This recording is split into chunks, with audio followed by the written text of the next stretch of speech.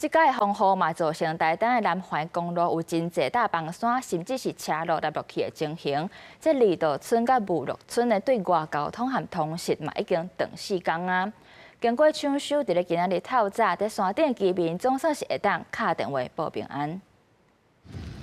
二三南环绿道村路大水后，船长塞车，因村内街路顺时。村内虽然无发生灾害，毋过对外道路断去，无电也无通讯，加做关山孤岛，好甲载一辆空气直升机带来大批物资。300多位村民伫断去南环公路顶悬下几排，用精力来团送物资。这个画面那个呢，很珍贵呢。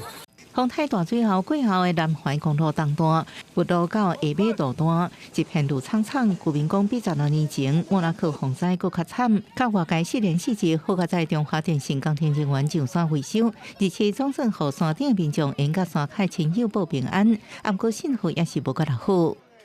还会有断的状，这个长辈说是蛮惨的，可能遭到水灾还严重。下大雨的那几天有听到怪声音吗？山崩啊！我们学校对面都嘛一直在崩，但是它是在对向。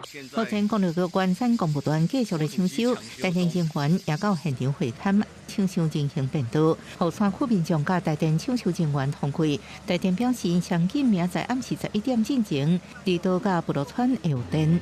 记者综合报道。